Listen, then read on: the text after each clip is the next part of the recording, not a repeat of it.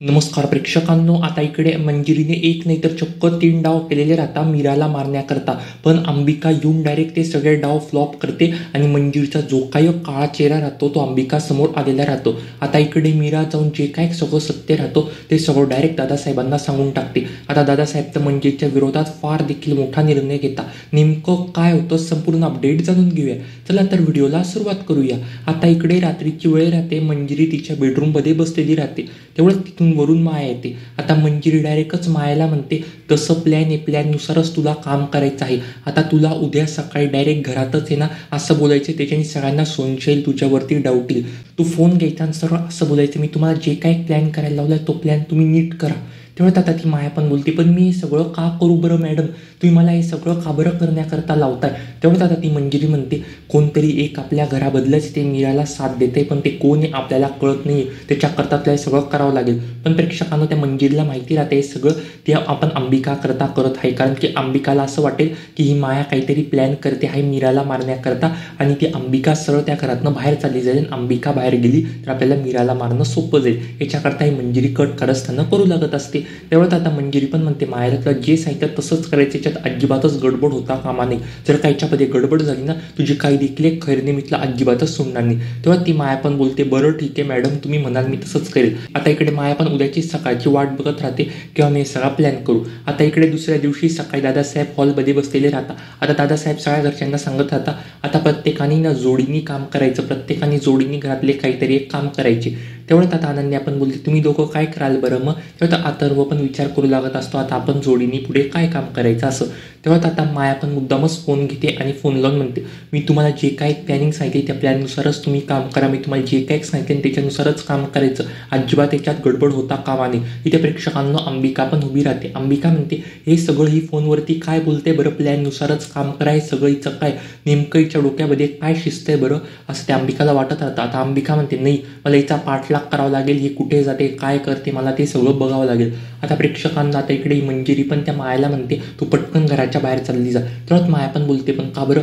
तेव्हा ती मंजिरी म्हणते, तिला जेवढं सांगितलं तेवढं कर. आता इकडे ही माया पण घराच्या बाहेर चालली जाते आणि प्रेक्षकांना इकडे ती अंबिका पण तिचा पाठलाग करत असते. आणि इकडे ह्यांनी मंजिरीने असे प्लॅन केलेले राहतात त्याच्याने डायरेक्ट त्या मीराचा जीव जाईल. आता मंजिरी एक फुगा घेते, त्या फुग्यावरती काहीतरी असं टाकलेलं राहतं ना, तो फुगा जर का मीरा फुगवायला जाईल ना खाली पडेल आणि तिचा जीव चालला जाईल असं त्या मंजिरीने प्लॅन केलेला राहतो. आता तेव्हाच प्रेक्षकांना इकडे ही मंजिरी तो फुगा मीराला द्यायला जाईल. तेव्हाच महागौरी माता आहे त्याने काय चमत्कार असा करते प्रेक्षकांना. महागौरी माता म्हणते, मीरा एक मिनिटं इकडे बरं. मीरा पण म्हणते, काय झालं बरं आजी, तू आलीस इथे.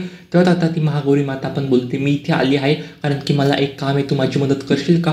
तेव्हा ते मीरा पण बोलते, बोला ना काय काम आहे. तेवढ्यात आता महागौरी आजी पण म्हणते, तू माझ्यासोबत आहे ना एका ठिकाणी बाहेर चल बरं, मला हा एक पत्ता अजिबातच कळत नाही. मी या मुंबई शहरामध्ये नवीनच आलेली ना, मला कुठे जायचं काय काही देखील एक कळत नाही. मी याच्यात एक आंधळी पाहिजे, मला काही देखील एक कळत नाही. कोणता तरी देवळाचा पत्ता आहे पण हे कुठे देऊळ आहे मला ते माहीत नाही. मला तिची दर्शनाला जायचं आहे, मला तू घेऊन चलशील का. तेव्हा ती मीरा पण बोलते, हो ना आजी चल ना, आपण थोड्या वेळात जाऊ, तिकडे घरात ये, फराळ कर आणि मग आपण जाऊ.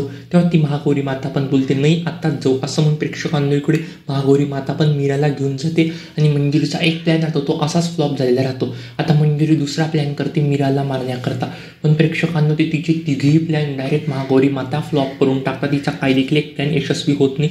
आणि आता इकडे अंबिका आहे ना त्या मायाचा पाठलाग करू लागत असते आणि इकडे आता माया स्वतःशीच बोलत म्हणू लागत असते, या मंजिरी मॅडम मला असे काय सगळे कट कारस्थानं करायला लावता बरं, हे सगळं त्यांच्या डोक्यामध्ये काय चाललंय बरं.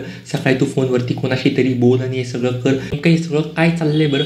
मंजिरी मॅडम हे सगळ्या काय बोलताय. प्रेक्षकांना त्याच्याने अंबिकाला डाऊट आलेला राहतो तिच्यावर. अंबिका म्हणते, आई म्हणजे मंजिरी मॅडम या सगळ्या कट कारस्थानामध्ये सामील होत्या, मंजिरी मॅडमनी तिला असं सगळं बोलायला लावलं होतं, म्हणजे तिकडे मीराचा जीव धोक्यामध्ये. असं म्हणून प्रेक्षकांना अंबिका 100नी धाव घेते मीरा पुढे आणि अंबिका जे काय सगळं सत्य आहे ते सगळं मीराला सांगून टाकते. आणि तेव्हाच मीरा पण बोलते, हो हे सगळं चालले का घरामध्ये, मला अजिबातच माहिती नव्हतं. म्हणजे मंजिरी मॅडम या सगळ्या कट कारस्थानामध्ये सामील असेल असं मी स्वप्नात देखील विचार करू शकत नाही. मंजिरी मॅडम अशा चुकीच्या वागेल मला असं अजिबातच वाटत नाही. आता प्रेक्षकांना इकडे मंजिरी पण मीराजवळ येते आणि मंजिरी म्हणते मीराला, मीरा तू माझं एक काम करशील का. आता मीरा बोलते, काय करायचं आहे बरं. आता तेवढ्यात ती पण म्हणते, हे बघ नाही मी फराळाचं बनवलं आहे, तू खाऊन बघ नाची कशी टेस्ट आहे, मला अजिबातच माहिती नाही हा चिवडा कशा झाला आहे, तू खाऊन बघ ना. तेवढ्यात मीरा पण म्हणते, नको आता माझा घसा दुखतोय. तेव्हा अंबिका पण बोलते तू अजिबात हा चिवडा खाऊ नको, याच्यामध्ये काही ना काही ते तिने औषध मिळवलेलं असेल. मागच्या वेळेस पाहिलं तू ते फुल सोंगून तुझ्याबरोबर काय झालं होतं, या चिवड्यामध्ये तसंच काहीतरी असेल, तू अजिबात हा चिवडा खाऊ नको. पण प्रेक्षकांना इकडे मंजिरी फार अट्ट करू लागत असते. आता इकडे ना जे काही सगळं सत्य राहतं त्यात अंबिकाला कळलं, त्यात अंबिका म्हणजे सगळं जाऊन तू दादासाहेबांना सांग. प्रेक्षकांना आता ना मीरा डायरेक्टच हे सगळे कट करत जाऊन दादासाहेबांना सांगते. आणि दादासाहेबांना सांगितलं होते, दादासाहेबांना ते एक वेळ एकदम मोठा धक्का लागतो. दादासाहेब बोलता हे सगळं काय बोलते बरं तू, नाही म्हणजे तुझं ती मंजिरी जीव घ्यायचा प्रयत्न करेल असं कसं काय असू शकतं बरं. तेव्हा ती पण बोलते एवढंच ना तुम्हाला असं वाटतं ना दादासाहेब, एक काम करा, हा चिवडा ना तुम्ही त्या मंजिरी मॅडमला खायला लावा, जर का त्यांनी हा चिवडा खाल्ला ना त्यांना काही नाही झालं तर आपण बघू. तेव्हा आता दादासाहेब पण बोलतात चालेल. आता दादासाहेब तो चिवडा ना मंजिरीला खायला होता, पण प्रेक्षकांना मंजिरी तो चिवडा कसला काय खाते, मंजिरीला सगळं माहिती होतं त्या चिवड्यामध्ये काय.